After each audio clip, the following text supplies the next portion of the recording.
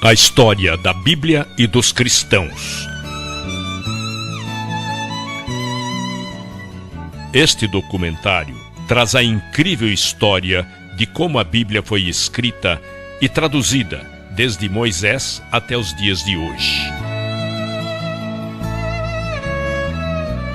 Foi muitas vezes queimada, banida e ridicularizada por décadas, desde a época dos imperadores romanos e monarcas ingleses. Mas a palavra de Deus não pode ser contida. Grandes estudiosos da palavra, tradutores, reformadores, pregadores e escritores, pessoas inspiradas por Deus, lutaram e deram suas próprias vidas para proteger a Bíblia e levar a mensagem de salvação e esperança a todas as pessoas através dos séculos. A Bíblia levou 1.600 anos para ser escrita e 40 autores a escrever em 3 línguas diferentes. A Bíblia começou sendo feita oralmente por Deus e depois escrita por Moisés. Essas pessoas eram ungidas e falaram por Deus. Tudo que foi escrito não foi dado por vontade humana, mas veio da vontade de Deus. Tudo que foi escrito foi dividido em 2 testamentos, reunidos em 66 livros, 39 livros do Velho Testamento e 27 livros no Novo Testamento.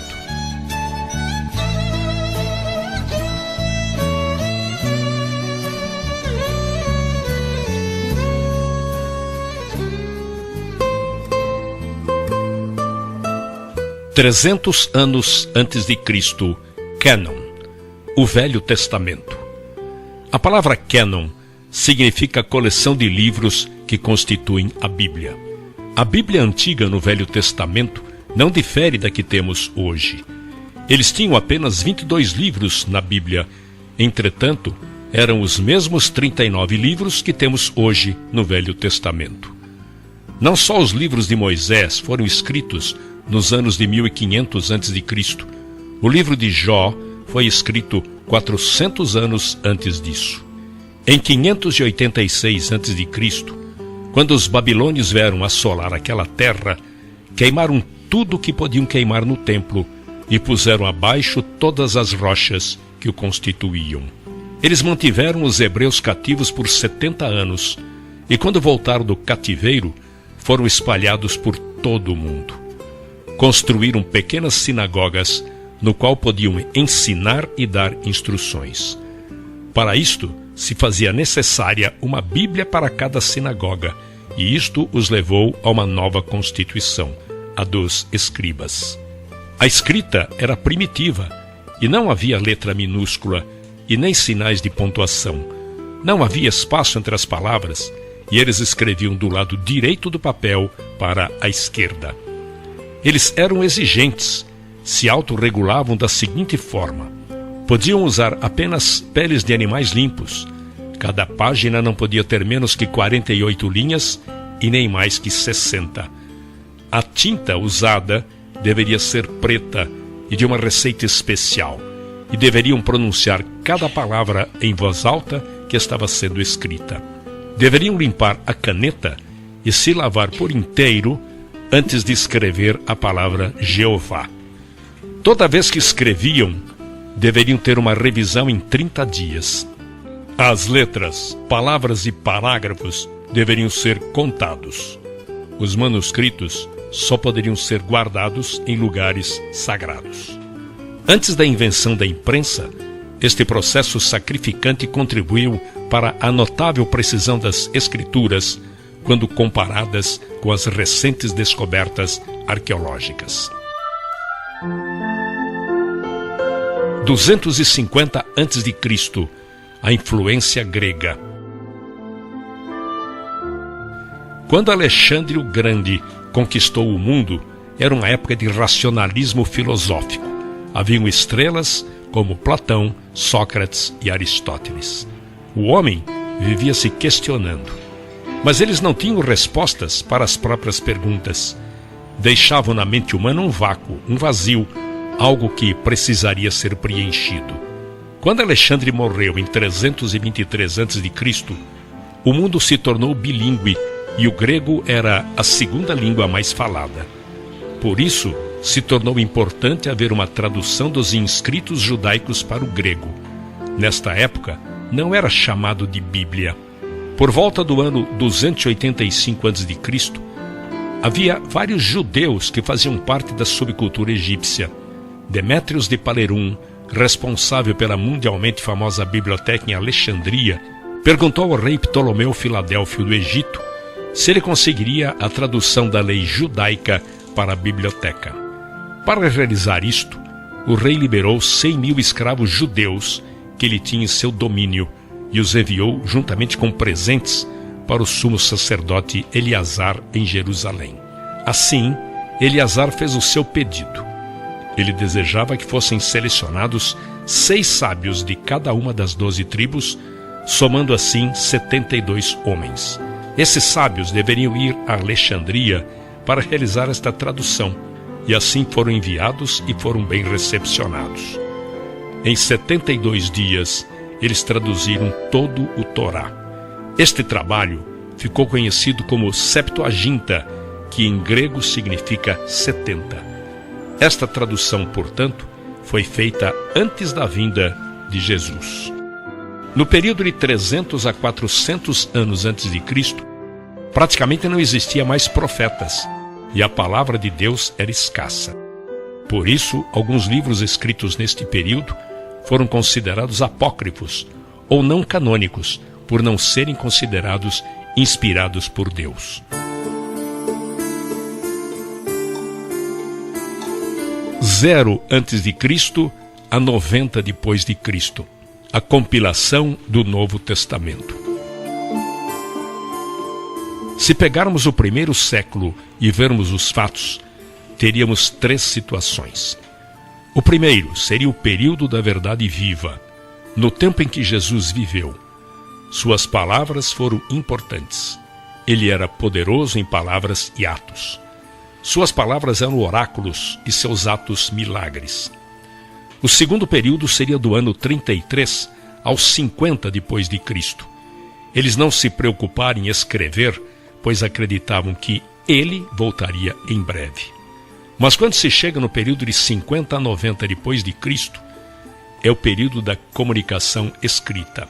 Foi nesta época que certas condições ocorreram que se exigia a escrita de cartas, e estas cartas se tornaram a base do Novo Testamento. Hoje, estes manuscritos do Novo Testamento estão guardados na Universidade de Manchester, na Inglaterra. A Bíblia nos foi dada em fragmentos e os paleógrafos tiveram que juntar vários fragmentos para que tivéssemos uma cópia completa.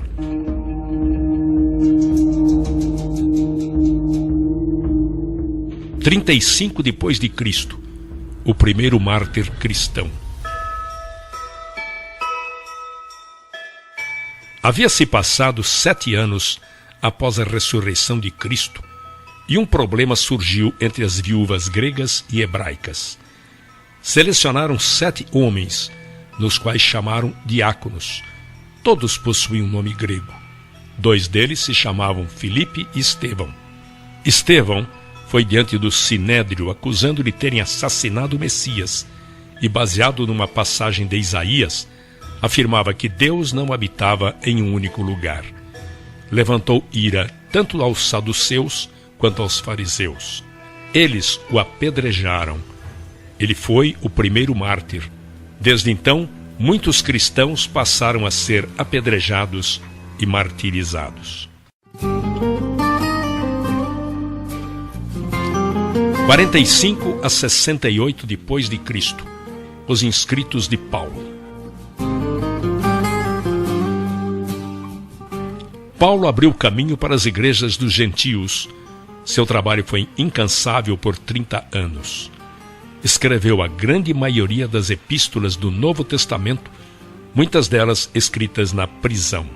Foi muitas vezes chicoteado e morreu nas mãos do imperador Nero. Pedro foi crucificado, embora não se achasse digno de ser crucificado da mesma maneira que foi Jesus. Tomé morreu queimado na Índia por causa da sua fé. O único apóstolo que escapou do martírio foi João. Todos os outros autores do Novo Testamento ou foram crucificados, mortos pela espada, açoitados, decapitados ou queimados vivos.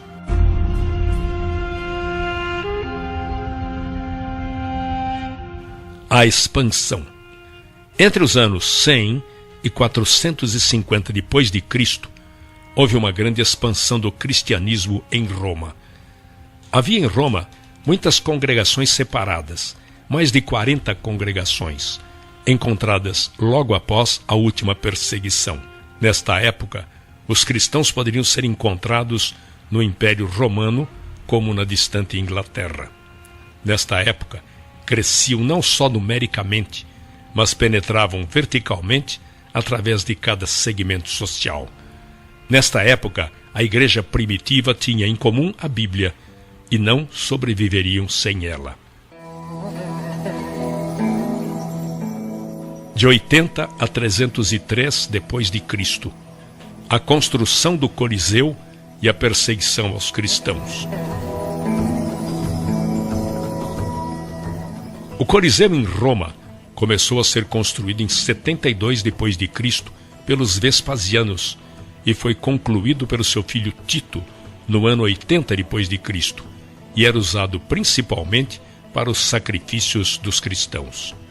Uma série de 10 perseguições ocorreu contra a igreja. A perseguição romana começou no ano 64 depois de Cristo, ocasionada por Nero. Nero colocou fogo em Roma e culpou os cristãos por isso. Nero os queimara à meia-noite para que servissem de tocha para a cidade. Casas eram lotadas de cristãos e em seguida incendiadas. Grupos de 50 eram colocados e amarrados por corda e lançados ao mar. Todas estas ações de Roma eram para acabar com a influência dos cristãos. Existiam 4 razões para as perseguições. Primeiro, era política. Os cristãos se reuniam à noite, em lugares clandestinos, e tinham medo de que formassem grupos políticos. Segundo, era religiosa. Eles se recusavam a oferecer incenso no altar para César. Terceiro, social. Eles tinham uma maneira de vida distinta. Acreditavam que todos os homens eram iguais. Para os romanos, era Nero numa extremidade e o restante da população na outra extremidade da escala social. Quarto, razão financeira. Os romanos viviam também de fabricar estátuas e esfinges, pequenas imagens de idolatria da deusa Diana. A última das séries de 10 perseguições foi realizada em 303 depois de Cristo por Diocleciano. Diocleciano ascendeu socialmente pela via militar e se tornou comandante do imperador Caro. Com sua ascensão ao poder, Diocleciano pôs um fim à crise do terceiro século.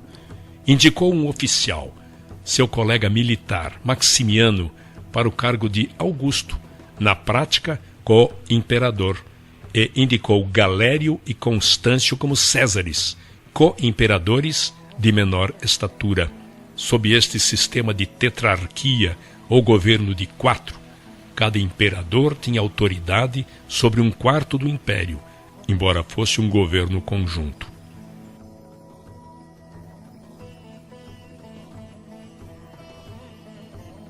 A grande perseguição. A perseguição de Diocleciano foi a última e talvez a mais sangrenta perseguição aos cristãos no Império Romano. Em 303, estes imperadores, os tetrarcas, emitiram uma série de éditos em que revogavam os direitos legais dos cristãos e exigiam que eles cumprissem as práticas religiosas tradicionais.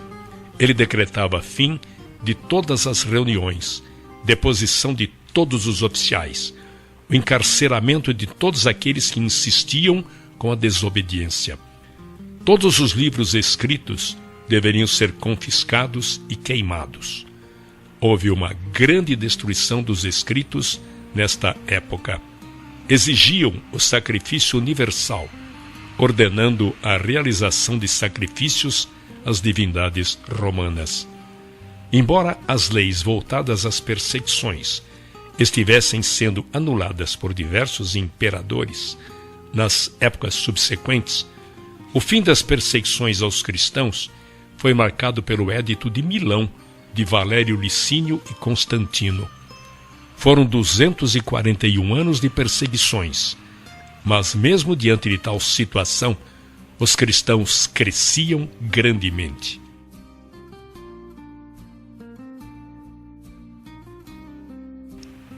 O fim das perseguições.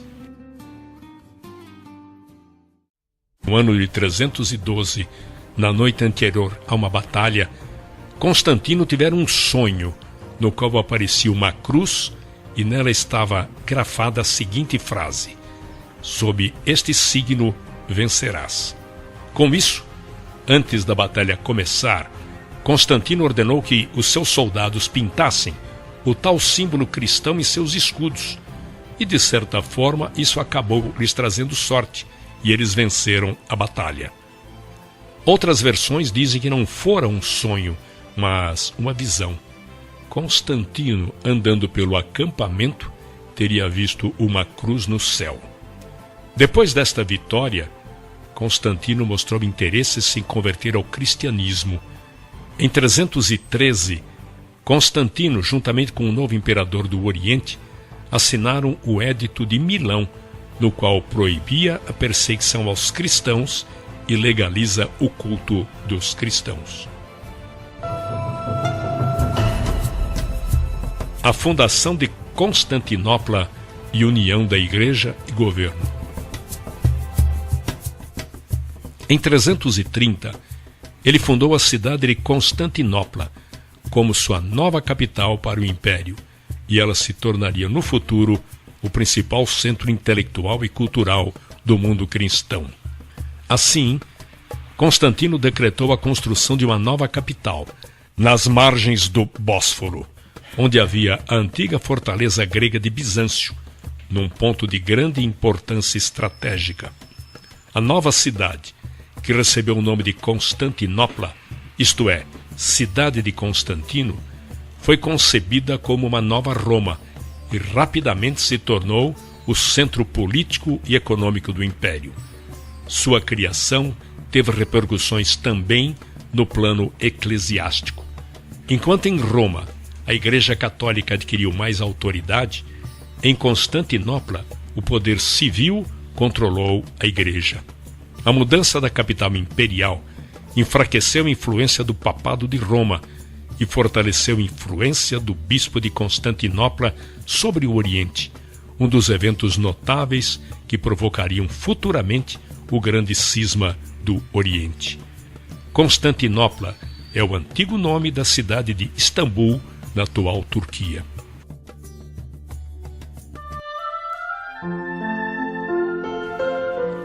367 a 397 depois de Cristo, a canonização da Bíblia. Foi neste tempo que um grande teólogo da época, Atanásio de Alexandria, iniciou a cruzada por Novo Testamento canonizado. Atanásio foi o 20º arcebispo de Alexandria, como Atanásio I de Alexandria. Seu episcopado durou 45 anos, dos quais 17 ele passou exilado, em 5 ocasiões diferentes, e por ordem de 4 diferentes imperadores romanos. A palavra cânon significa régua, quadro de medidas, um nivelador ou pesos ideais para equilibrar uma balança.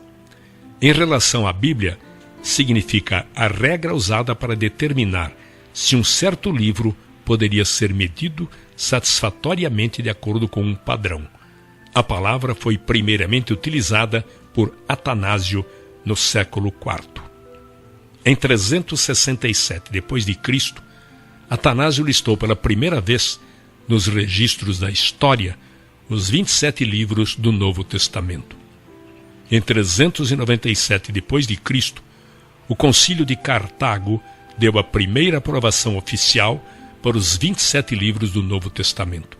A Bíblia se tornara completa. 405 depois de Cristo, a Bíblia Vulgata. Jerônimo, em 405 d.C., levou 16 anos de sua vida para traduzir a Bíblia diretamente do hebraico para o latim. Seus pais eram cristãos e enviou Jerônimo a Roma para estudar filosofia. Lá se converteu ao cristianismo e se batizou nas águas. Isto causou um efeito profundo em sua vida. Ele dedicou toda a sua vida a aprender a língua hebraica. Ele era grande amigo de Damaso I, que depois veio a se tornar papa, e a seu pedido dedicou-se a esta tradução, pois não havia ninguém mais qualificado que Jerônimo para fazer a tradução. Aí ele se mudou para Jerusalém, para viver uma vida monástica, e se dedicou totalmente a esta tarefa de traduzir toda a Bíblia para o latim. Foi a primeira e por séculos a única versão da Bíblia que traduziu o Velho Testamento diretamente do hebraico, e não da tradução grega conhecida como Septuaginta. No Novo Testamento, São Jerônimo selecionou e revisou textos e traduziu também para o latim. Chama-se, pois, Vulgata a esta versão latina da Bíblia. Vulgata quer dizer edição, tradução ou leitura de divulgação popular, que foi usada pela Igreja Católica Romana durante muitos séculos e ainda hoje é fonte para diversas traduções. O latim se tornara cada vez mais importante nos negócios do Império. No ano de 405 d.C., sua missão havia sido concluída, e ele morreu em 420 d.C. Na verdade, este se tornou um instrumento que bloqueava qualquer outra vulgata. Foi tão altamente admirada que as gerações posteriores resolveram proibir qualquer outra tradução. O latim se tornara a língua oficial da Igreja e, com isto, todas as outras traduções da Bíblia foram proibidas. O bom se tornou um inimigo. Isto, de fato, privou o povo da Bíblia e deixou o mundo afundado na escuridão da Idade Média. 550 d.C. A escuridão da Idade Média. A Igreja foi o poder absoluto nesta época, mas este é um triste capítulo na história do cristianismo. A Bíblia ficaria trancada e restrita aos conventos. Foi confinada a um pedestal e poucos privilegiados a podiam ler. Este é um triste capítulo na história da era cristã que levou centenas de anos até que viesse a Reforma. Enquanto isso, a Igreja era consumida com seus objetivos políticos e isto resultou nas cruzadas e outras atrocidades. Um número incontável de vidas foram ceifadas e a Igreja institucionalizada foi responsável por tudo isto. A tradução da Bíblia em inglês. 1324 d.C. John Wycliffe. John Wycliffe nasceu em Londres em 1324 e viveu 60 anos. Ele foi como a raiz que surge em solo árido.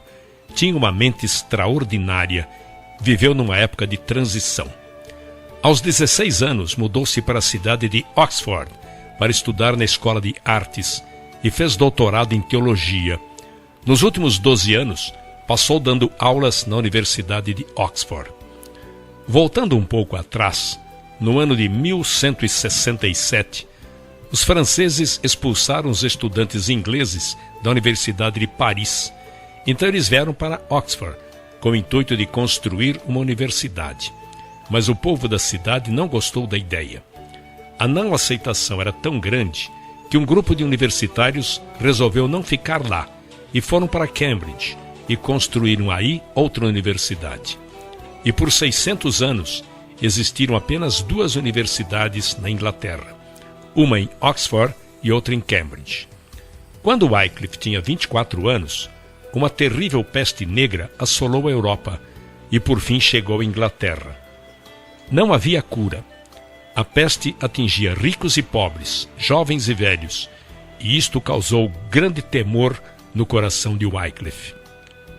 Mais de 200 vítimas diariamente eram colocadas em campos abertos para o enterro. Aquele luto diário continuou até que a praga tivesse dizimado centenas e milhares de vidas. Não há dúvida de que esta praga causou um grande efeito na vida de Wycliffe. Ele trouxe um incrível efeito espiritual. A convivência com a morte causou nele um grande temor de Deus. Ele passou a rever suas prioridades e perdeu todo o medo do homem. A verdade era a máxima prioridade. Ele foi transformado e passou a ter outro relacionamento com Deus. Nesta época em que ele vivia, a igreja e o Estado eram um só. Com isso, todos os dízimos que eram entregues à igreja iam para o Estado, e o Estado fazia as indicações de quais ministros iriam para as várias paróquias. Ele se tornou um reformador. Segundo ele, o que era certo, e o que era errado, errado, e discordava das muitas práticas da igreja. Assim, nasceu o reformador. 1351 a 1372 depois de Cristo, a Guerra Fria.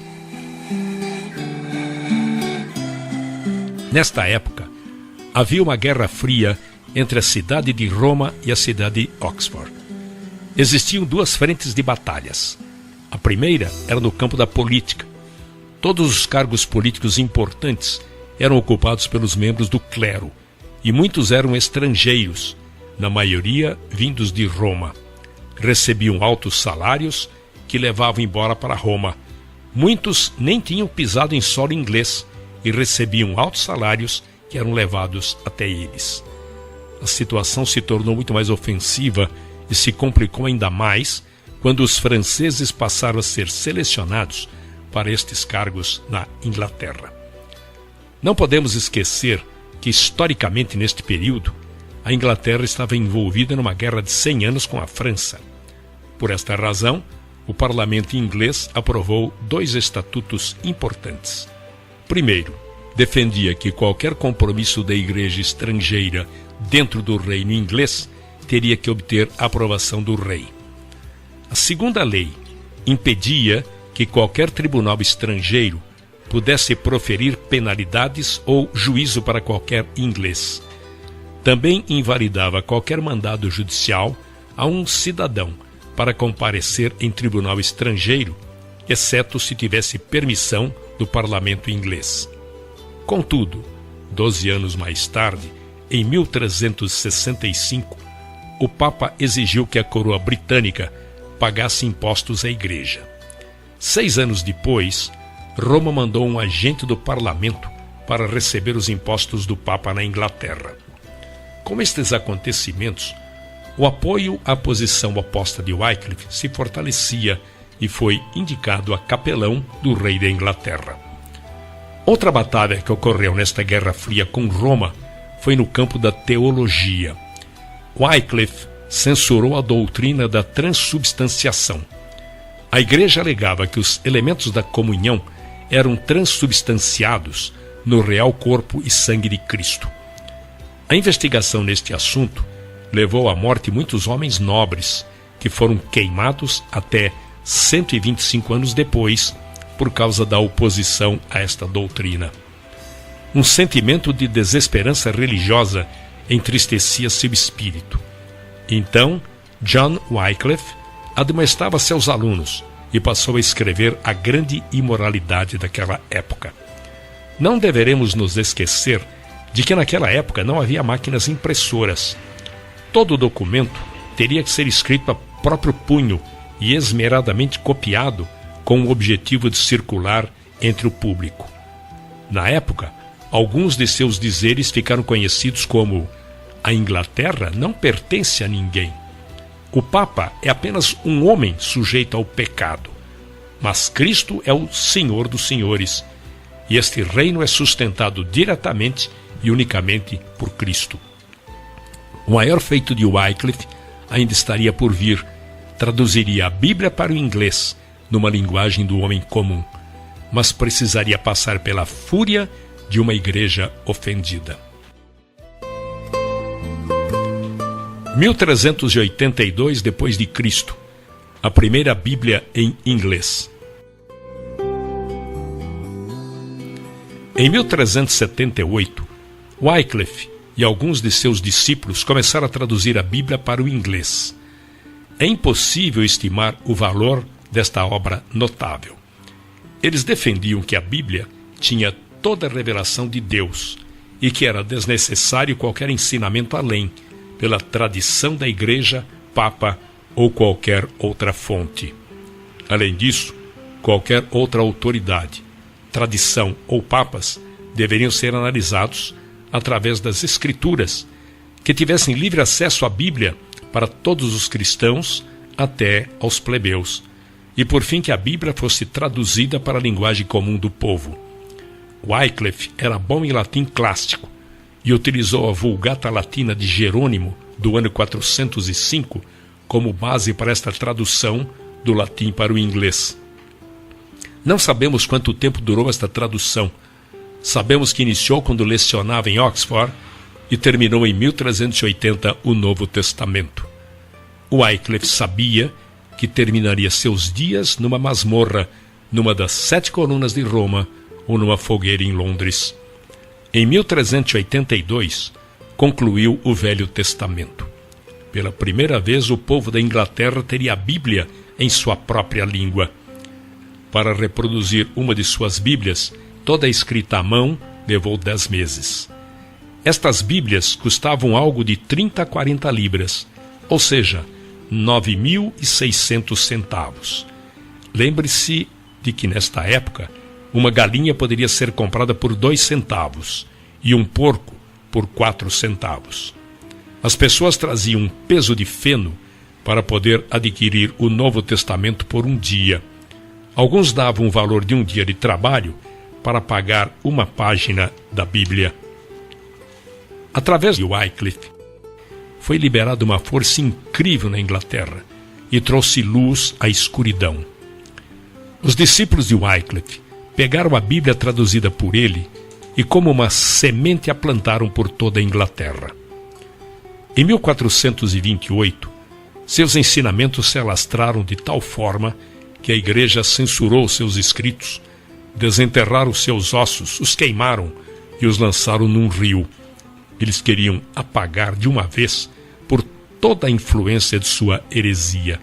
A partir deste evento, a palavra de Deus atingiu os confins da terra na época. As suas ideias tiveram grande influência no continente europeu.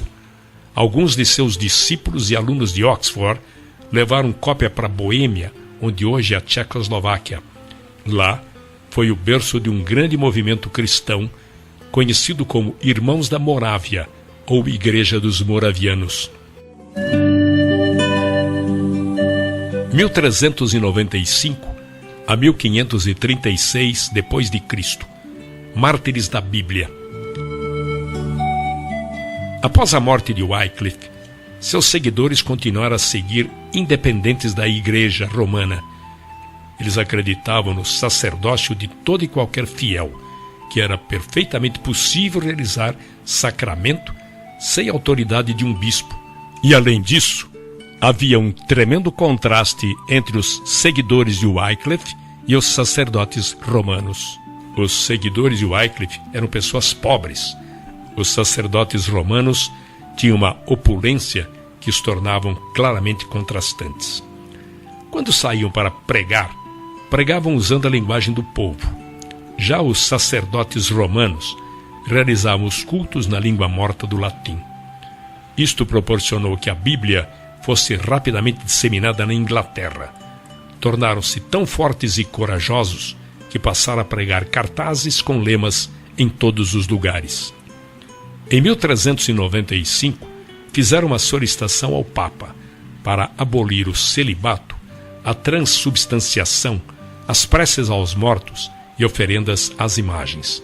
Na verdade, eles pegaram um folheto escrito por Wycliffe sobre as 12 conclusões e os pregaram em todos os locais públicos, incluindo a Catedral de São Paulo e a abadia de Westminster.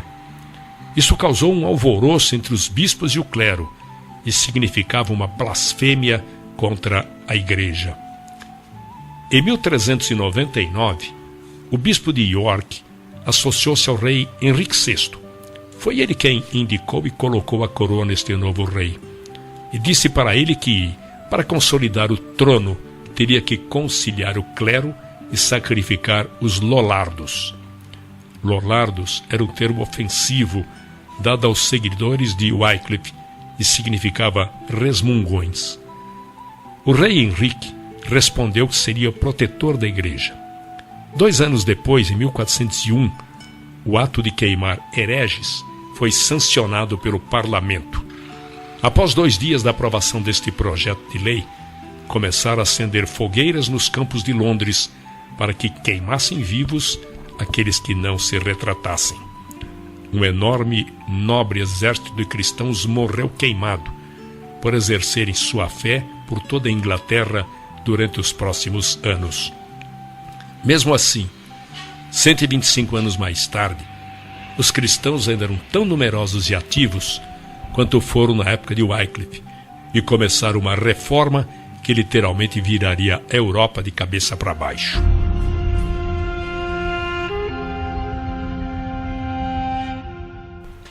1456 depois de Cristo, fim da Idade Média. O fim da Idade Média e o início do Renascimento são os marcos desse período. Politicamente, houve a queda de Roma e Constantinopla, a descoberta da América em 1492. Religiosamente, um marco foi a conversão de Constantino e a publicação de um Novo Testamento em grego. A queda de Constantinopla foi um evento histórico, que, segundo alguns historiadores, marcou o fim da Idade Média na Europa e também decretou o fim dos últimos vestígios do poderoso Império Romano, agora dividido e chamado de Império Bizantino. A conquista da capital Constantinopla pelo Império Otomano, sob o comando do sultão Maomé II, ocorreu em 29 de maio de 1453. A cidade de Constantinopla foi renomeada oficialmente para Istambul pela República da Turquia em 1930. Apenas 3 anos após a queda de Constantinopla, a primeira Bíblia foi impressa em Mainz, na Alemanha, em 15 de agosto de 1456. E o responsável por isso foi um homem chamado Johannes Gutenberg. Este foi um grande marco na história da humanidade, pois durante milênios a escrita restringia-se a modos de réplicas muito limitadas, como os papiros egípcios, os ideogramas chineses, cujo acesso era restrito a pequenos grupos de pessoas, geralmente escribas. O primeiro livro publicado por Gutenberg foi a Bíblia. Já não era necessário copiar à mão, palavra por palavra, como se fazia até então. Fazia-se um molde com os caracteres móveis, e a partir dele imprimiam-se quantas cópias quisessem. 30 anos após a morte de Gutenberg, suas máquinas já estavam espalhadas por toda a Europa, nas grandes cidades. Havia um homem em Wittenberg que chegou a imprimir 100.000 Bíblias. Um dos maiores humanistas desta época do Renascimento nasceu em 1467, de nome Erasmo. Seu pai era um padre. Quando ele tinha 11 anos, seus pais morreram na peste negra e ele se tornou interno num convento agostiniano, quando em 1492 se tornou um monge. Ele tinha o dom de escrever poemas, mas para aumentar sua renda começou a aprender e a ensinar grego. O grego havia se tornado uma importante língua entre os humanistas daquela época. Ele estudou grego em Oxford, onde conheceu Thomas More, futuro chanceler da Inglaterra. Erasmo se tornou muito popular devido à sua literatura. Foi, num sentido, o centro do movimento literário do seu tempo. Ele se correspondeu com mais de 500 homens de grande importância no mundo político e do pensamento. Escreveu o Manual do Cristão Militante, obra mundialmente conhecida e que serviu de incentivo e apoio para os reformistas da época. Outra obra conhecida foi O Elogio da Loucura. Eram obras que expressavam uma análise da igreja no seu tempo. Os seus escritos alimentavam o que posteriormente dividiria a igreja. A mais importante obra que escreveu em toda a sua vida foi a tradução da Bíblia do latim para o grego. Foi no ano de 1516. Ele terminou o Novo Testamento em grego, quando lecionava no Queen's College em Cambridge. Depois, agrupou em uma página dividida em 2. Em uma metade, ele colocou o texto em latim, e na outra metade, suas traduções em grego. Erasmo dedicou esta obra ao Papa Leão X.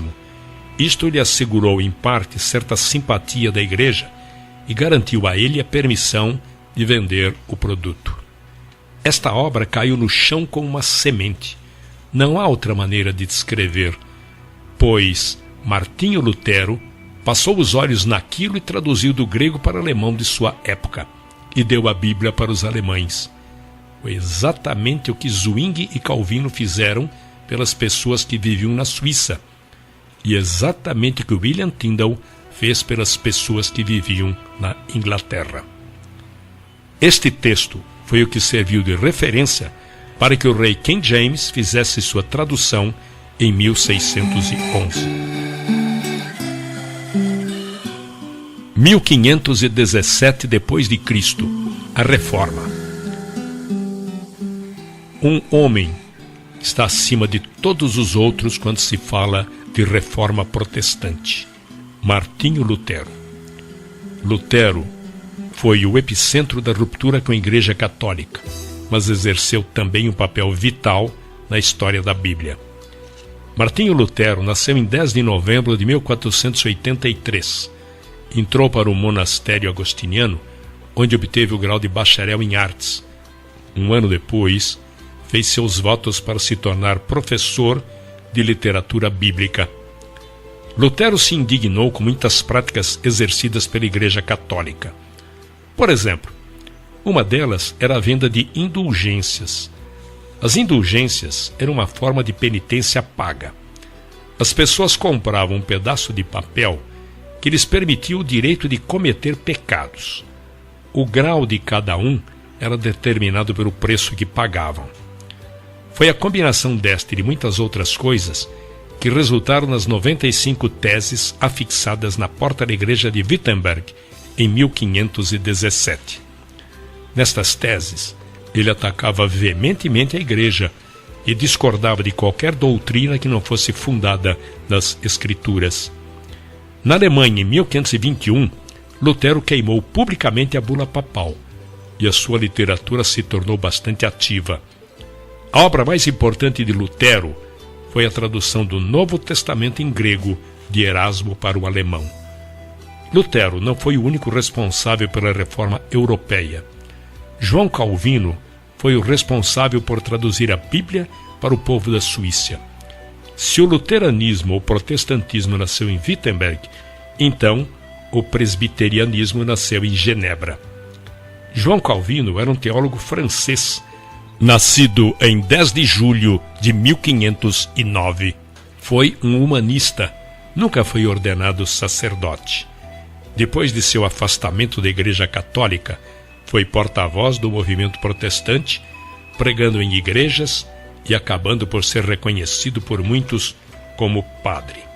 Fugiu para Genebra em 1536, onde faleceu em 1564. Genebra tornou-se definitivamente um centro do protestantismo europeu, e João Calvino permanece até hoje uma figura central na história da cidade e da Suíça. Quando Martinho Lutero escreveu suas 95 teses, em 1517, Calvino tinha 8 anos de idade, e a forma de protestantismo que ele ensinou e viveu é conhecida pelo nome de calvinismo. Calvino era incomparável na área da doutrina. Em 1542, havia o surto da peste negra em Genebra. A peste negra permanecia um fenômeno incompreensível.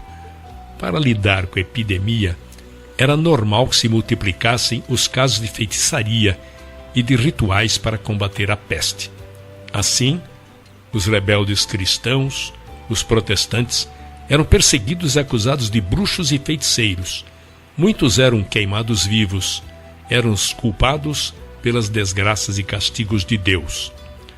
Não há dúvidas de que, quando se fala em reforma, pensamos na Alemanha de Martinho Lutero, na Suíça de João Calvino, na Escócia de John Knox e na Inglaterra, Thomas Bilney. Bilney nasceu por volta de 1495 na Inglaterra. Era aluno do Trinity College, especializado em direito canônico. Teve acesso à Bíblia proibida de Erasmo.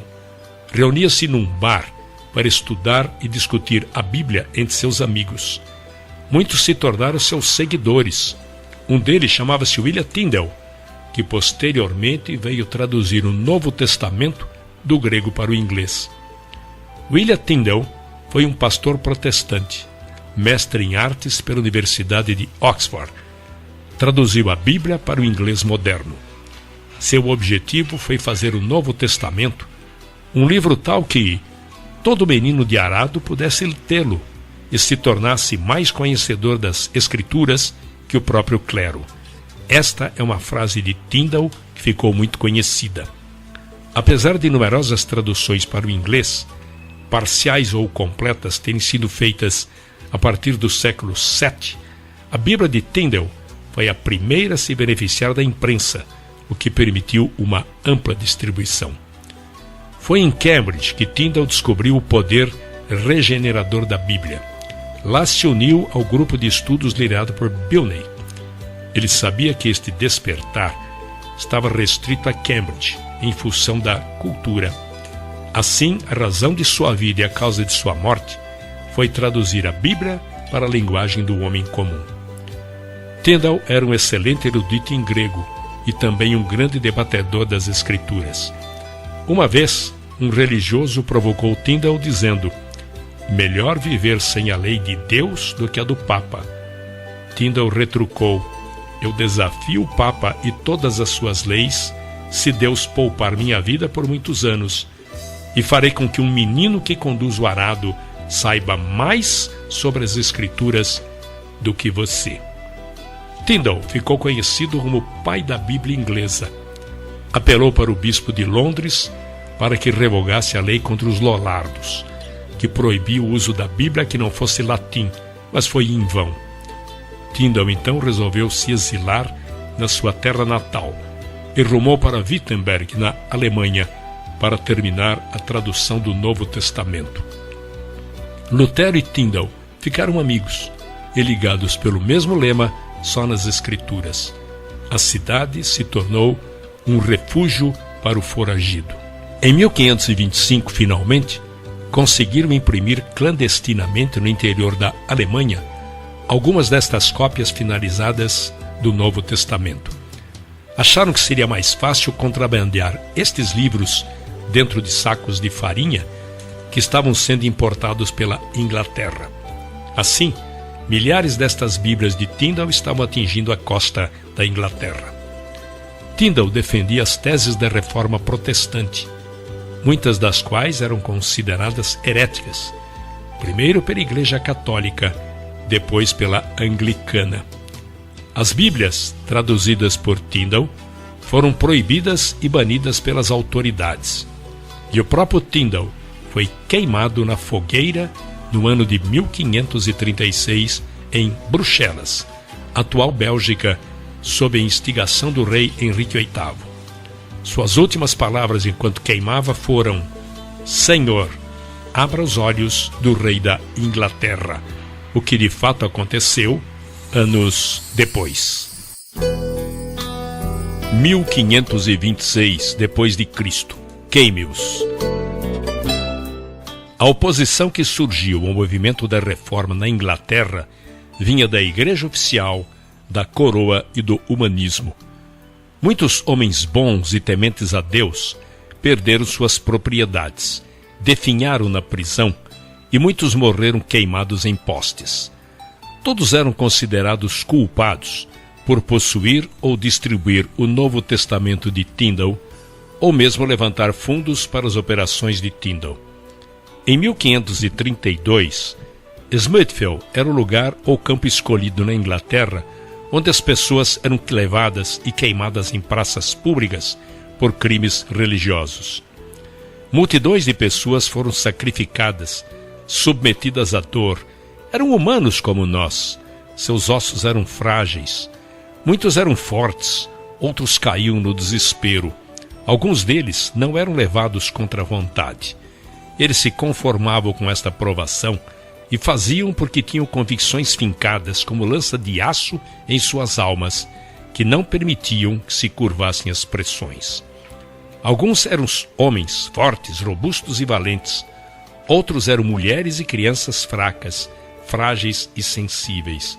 Mas todos eles foram heróis.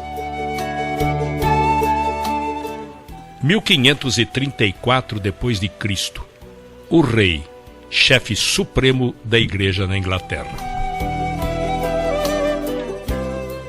A influência do rei Henrique VIII na Reforma e na história da Bíblia.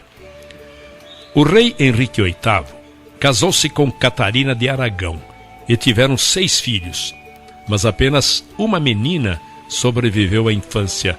Esta filha ficou conhecida como Maria, a Sanguinária. O rei culpou Catarina pelo fracasso em lhe proporcionar um filho. Apaixonou-se por uma fina moça protestante chamada Ana Bolena, a qual não tinha intenção de se tornar sua amante. Devido à sua firmeza moral, o rei lhe propôs casamento, mas o divórcio dele não havia se concretizado. O Papa, por várias razões políticas, não lhe concedeu o divórcio. Então, o rei, aborrecido por não obter o divórcio, substituiu o arcebispo por Sir Thomas More.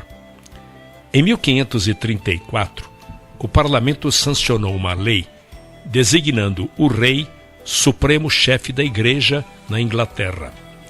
O arcebispo Thomas More, não concordando com isto, foi preso e posteriormente executado.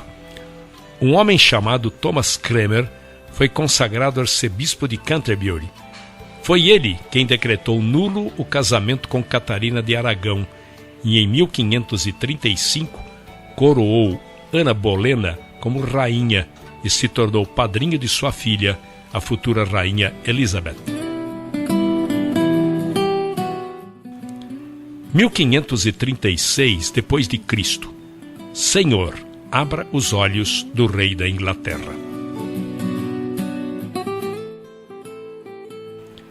Quando o Novo Testamento de Tyndall atingiu a Inglaterra, caçadores de recompensa viajavam por toda a Inglaterra procurando as cópias de Tyndall para queimá-las, mas sem sucesso. Tyndall começou a tradução do Velho Testamento, mais tarde mudou-se para Antuérpia, na Bélgica. Aprendeu a viver como fugitivo e a vagar feito um errante de cidade em cidade. Usou vários disfarces, mas o que o ajudou muito foi o fato de falar 7 línguas com tamanha fluência que era impossível determinar qual sua língua nativa. Quando vivia na Antuérpia, Henry Philip, tornando-se seu amigo, delatou a sua identidade. Ele foi capturado e preso num castelo na Bélgica. Foi culpado de sacrilégio e em 6 de outubro de 1536 foi levado para ser executado. Quando o levaram para o poste em que seria queimado vivo, havia 2 buracos no poste, por onde um pedaço de arame seria passado. Envolveria seu pescoço, porque, de acordo com a corte, ele deveria ser estrangulado ao mesmo tempo que fosse queimado. E quando o executor passava o arame em volta de sua garganta, ele fez esta última declaração pública registrada, e foi em forma de prece: Senhor, abra os olhos do rei da Inglaterra. A sua voz foi sufocada, queimaram seu corpo e destruíram sua propriedade, queimando cada Bíblia que era encontrada. Embora apenas um exemplar da sua primeira edição do Novo Testamento tenha sobrevivido ao Holocausto Bíblico, seu empenho inspirou milhares. Suas prioridades deram orientação ao movimento da Reforma, e sua tradução influenciou cada nova edição, até que sua obra 90% inalterada, se tornou o livro mais vendido de todos os tempos, a versão King James de 1611. Após a morte de Tyndale, a Bíblia inglesa foi considerada um livro proibido. A rainha Ana Bolena acreditava piamente no movimento da Reforma. Ela se esforçou para influenciar os comandantes a perdoar os crimes daqueles que eram pegos contrabandeando o Novo Testamento na Inglaterra. Ela recebeu um exemplar da Bíblia de Tyndale, que está até o dia de hoje no Museu Britânico. Entretanto, o rei Henrique VIII se apaixonou novamente por uma moça chamada Joanna Seymour. O rei aproveitou uma oportunidade para acusar Ana de adultério e mandou prender Ana numa masmorra. Foi condenada à morte e executada, decapitando sua cabeça com um golpe de machado.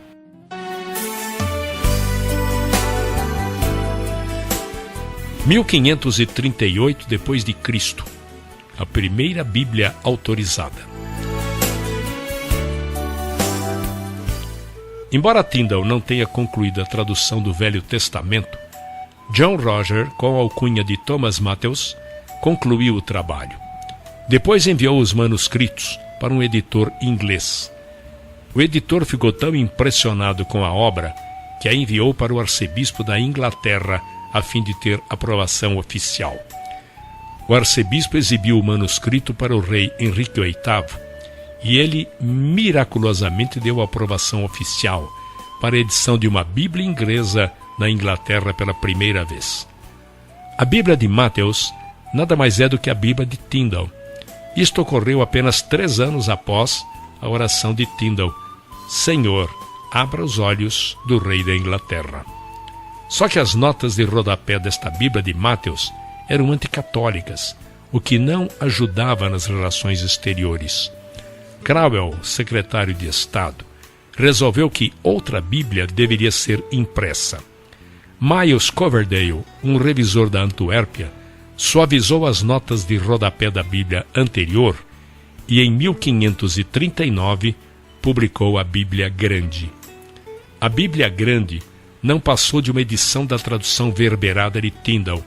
Aqui, ela estava no mercado com inteira liberdade, mas com nova roupagem. Uma proclamação real foi feita. As Bíblias deveriam ser compradas por todas as paróquias da Inglaterra. O povo deveria ter livre acesso a elas e poderia lê-las a hora que desejasse. A Bíblia não foi um presente da igreja, mas do rei. As Bíblias deveriam ser distribuídas pelos sacerdotes ao povo. Esta foi a Bíblia que durou nos 20 anos subsequentes. Embora as cinzas de Tyndale estejam em terras estrangeiras e sem sepultamento, pelo menos esta Bíblia Grande foi como lápide.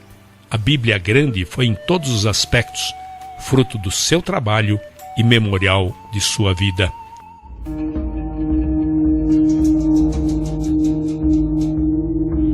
A ira de Maria Sanguinária. Henrique VIII foi marido de 6 mulheres, amante de muitas concubinas e pai de muitos filhos ilegítimos. Apenas 3 filhos legítimos sobreviveram à infância: Maria, Elizabeth e Eduardo. Em 1546, Eduardo se tornou herdeiro do trono aos 9 anos de idade. Tinha ele influência da doutrina reformadora e era um verdadeiro protestante. Contudo, sua saúde era fraca e após 6 anos no trono, faleceu. A filha mais velha, Maria, assumiu ou herdou o trono. Foi totalmente oposta ao seu irmão. Era filha de Catarina de Aragão e tinha na sua mente as lembranças infelizes que ocorreram com sua mãe. Como o casamento de sua mãe foi considerado ilegal, ela foi tida como filha bastarda. Muitas vezes serviu de dama de companhia a sua irmã Elizabeth. Tinha 20 anos de idade quando sua mãe morreu. Teve uma vida muito atormentada. Maria apresentava um temperamento dócil no início do seu reinado, mas as atitudes e pressão mudaram. O fervor religioso se tornou evidente.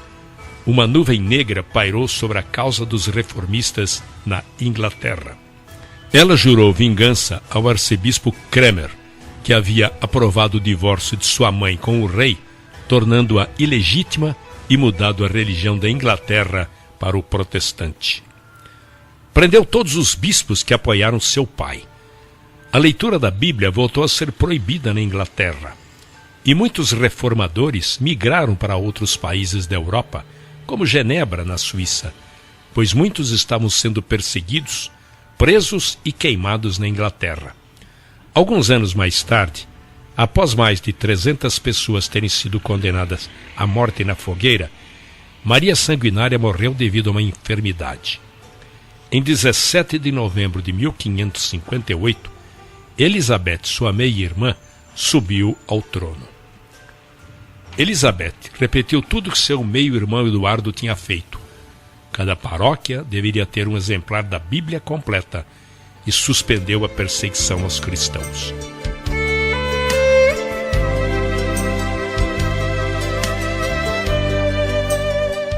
Em 1557 a 1586 depois de Cristo, a tradução pelo Comitê.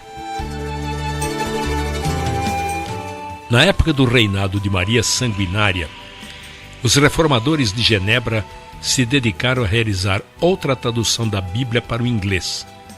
Ela foi concluída em 1560 e chamada de a Bíblia de Genebra. Foi uma Bíblia singular, a primeira elaborada por um grupo ou comitê, ao invés de um só indivíduo. O grupo incluía John Knox, Miles Coverdale, William Hitzer, entre outros menos conhecidos. Estes homens tiveram acesso a João Calvino quando precisavam de colaborações importantes. Dispunham de uma fonte de consulta maior que a disponibilizada a qualquer outro tradutor. Trabalharam meticulosamente cada detalhe. Seus métodos de tradução foram adotados posteriormente pelos eruditos que trabalharam na versão do rei James. Embora nunca tenha sido sancionada para uso público na Inglaterra, tornou-se rapidamente uma Bíblia popular devido ao tamanho pequeno. Tornou-se a Bíblia dos Puritanos e foi adotada pelo exército de Cromwell. Em 1559, Elizabeth, agora rainha, nomeou Matthew Park como arcebispo de Canterbury. Ele era professor da Faculdade de Corpus Christi em Cambridge e, graças à sua insistência, surgiria uma nova Bíblia inglesa. Ela foi chamada de a quarta revisão da Bíblia de Tyndale. Também foi fruto de um comitê de 8 a 9 bispos e se tornou conhecida como a Bíblia dos Bispos. Achava-se que ela seria necessária devido à crescente busca pela Bíblia de Genebra. Na verdade, a Bíblia de Genebra estava tomando lugar na versão autorizada, que era a Bíblia Grande, e em segundo lugar, diminuía a autoridade dos bispos. Quando a rainha Elizabeth assumiu o trono e os reformadores voltaram a viver na Inglaterra, um movimento chamado Puritanismo teve início, resultado da influência de Calvino. O resultado foi a busca de uma nova maneira de administrar a igreja, pois estavam derrubando o respeito que as pessoas deviam ao clero. Então, o arcebispo Matthew Park achava que esta nova tradução poderia restaurar o seu prestígio. Esta tradução seguiu a Bíblia Grande nas partes históricas, e os livros proféticos carregavam a nítida influência da Bíblia de Genebra. Era onerosa e pesada.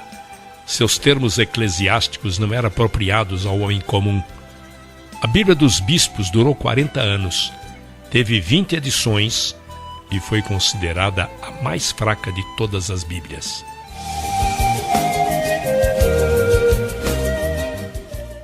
Em 1611 depois de Cristo, o livro mais vendido de todos os tempos.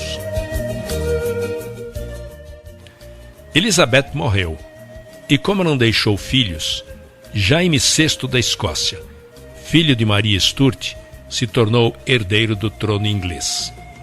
Foi criado com fortes convicções protestantes e convertido por John Knox, era presbiteriano por convicção. Um grupo de pessoas lhe entregou uma petição milenar e tratava de uma petição de 800 puritanos, no qual pediam ao rei que abolisse certos rituais religiosos. Isto levou Jaime, primeiramente, a fazer uma investigação sobre estas solicitações, que supostamente estariam em desacordo com a Igreja. Em 1604, o Dr. John Reynolds, líder do grupo puritano, alegou que a existência da Bíblia dos bispos era a confirmação da inferioridade de outras traduções, quando comparada com a edição de Genebra. Seu argumento era incontestável. Ou a Bíblia de Genebra passaria a ser a versão autorizada, ou teria de ser elaborada uma edição melhor. A última sugestão mexeu com a vaidade do rei, e assim, em 22 de junho de 1604, o rei anunciou a escolha de 54 homens que trabalhariam sob a liderança de William Bancroft, bispo de Londres. O trabalho só começou 3 anos depois, com a nomeação de 47 tradutores. Eles foram divididos em 3 grupos, segundo os centros acadêmicos da Inglaterra: Oxford, Cambridge e Westminster, 2 comitês em cada local. Os livros foram separados e cada homem elaborava sua própria tradução. Em seguida, ela era submetida aos outros membros do grupo. Posteriormente, passava pelo crivo dos outros 5 comitês. Depois de revisada, era mandada a um comitê, composto por 12 maiores eruditos, que chegavam a uma conclusão na revisão final. Foi a maior tradução da época, obra dos grandes estudiosos daquela geração. Os conhecimentos do grego e do hebraico ampliaram-se intensamente. Este livro foi considerado a maior obra-prima da literatura inglesa, sem paralelo nas gerações anteriores e até mesmo posteriores. A Bíblia estava destinada a ser o livro mais vendido de todos os tempos.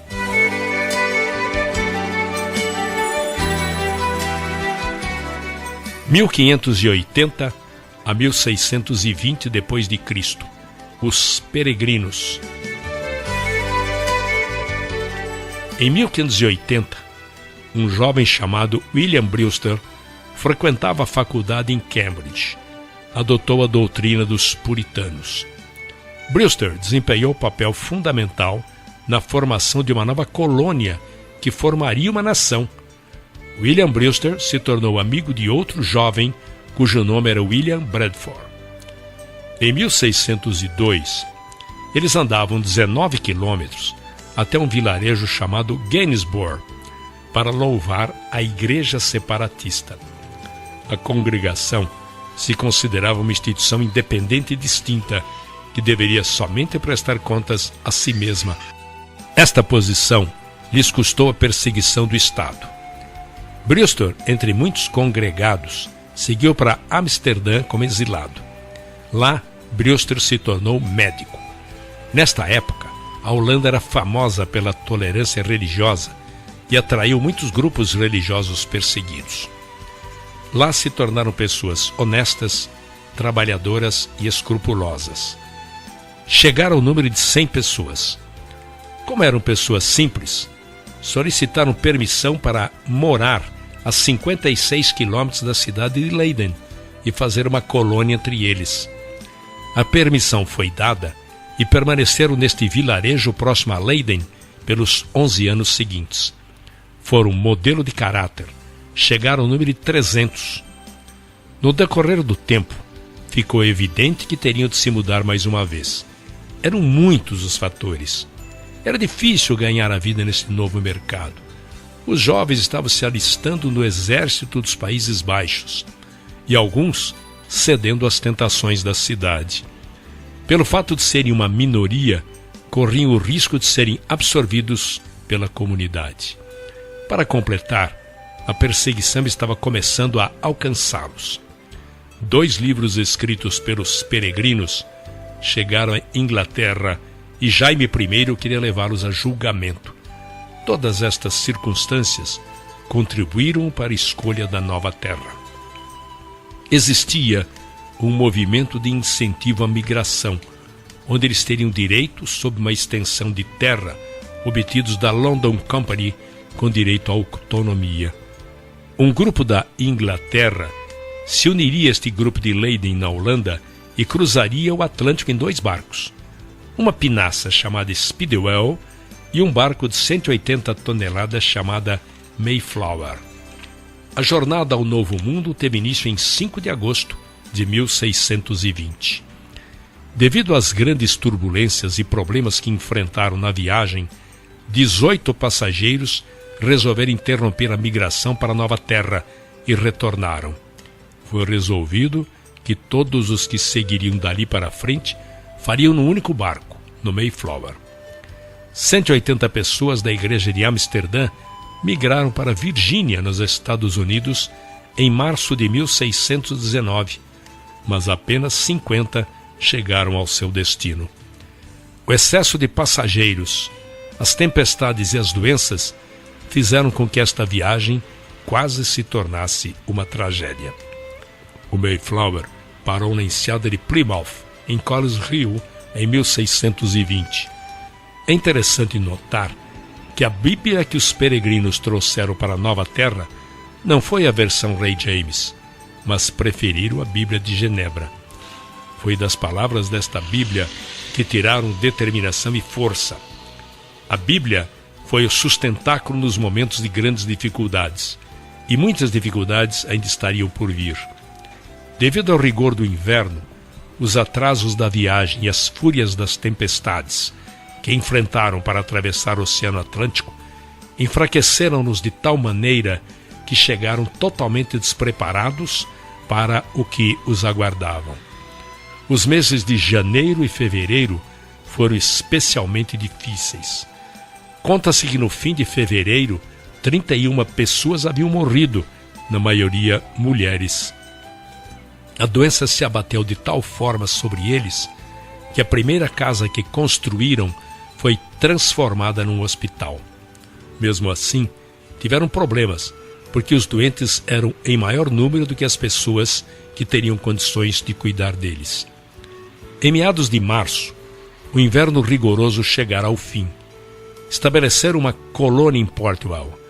Havia um índio que falava fluentemente o inglês. Seu nome era San Rossetti. Ele lhes forneceu muitas informações sobre a terra. Foram apresentados também a outro índio chamado Squanton, que também falava inglês fluentemente. Este foi um nativo que havia sido capturado e vendido na Espanha, que conseguiu fugir para a Inglaterra e da Inglaterra conseguiu voltar para sua terra natal. Era o único sobrevivente da sua tribo. Apresentaram também outro líder nativo chamado Massasoit, que estava acompanhado por 60 de seus homens. O resultado foi um acordo de paz assinado entre eles que duraria pelos 50 anos seguintes. Posteriormente, o lugar onde se estabeleceram foi Plymouth Rock. Estes bravos e corajosos peregrinos, do jeito que puderam, se tornaram as sementes de uma nova nação. É preciso destacar que eles eram homens de carne e osso como nós. Sacrificaram seus bens, sofreram privações, resistiram aos sofrimentos, tudo por um propósito supremo. Eles queriam a liberdade de louvar e seguir a Deus.